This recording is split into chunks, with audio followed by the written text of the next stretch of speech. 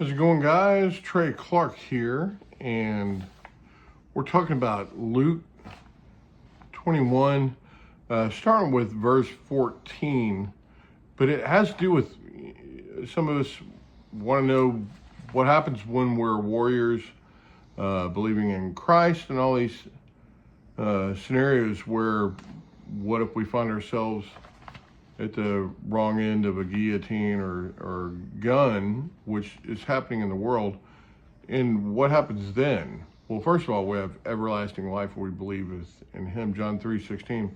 But Luke tells us something else in the same chapter, I believe it's 21, but here's 14, and he's talking to his disciples who are concerned, or maybe he's predicting that they might be concerned about how to handle yourself once you are faced with controversy, even to the death, and what to expect. And some of it is a little bit too close to home. So verse 14 is, he's saying to them, but make up your mind not to worry beforehand how you will defend yourselves. Means don't worry about what you're going to say. 15, for I will give you words and wisdom that none of your adversaries will be able to resist or contradict.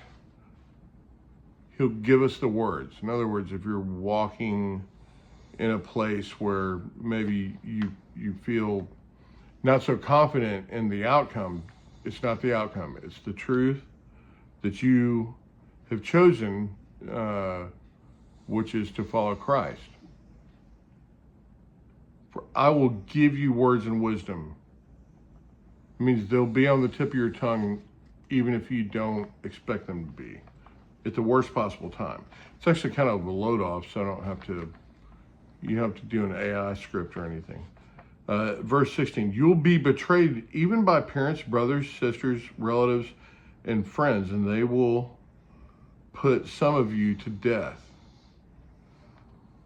Maybe my parents, brothers, sisters, relatives, and friends should be more concerned about my end of that, but that's really just a joke. But if you think about just 2 out of 5 people in a household that are willing to turn you in for believing a certain way, there's a lot of history to back that up as a probability. Verse 17, everyone will hate you because of me. We're seeing that now.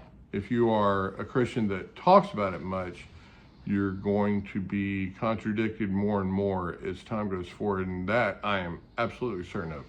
But not a hair on your head will perish. One of my favorite lines in the Bible, stand firm and you will win life. Verse 18 and 19, but not a hair on your head will perish, stand firm and you will win life.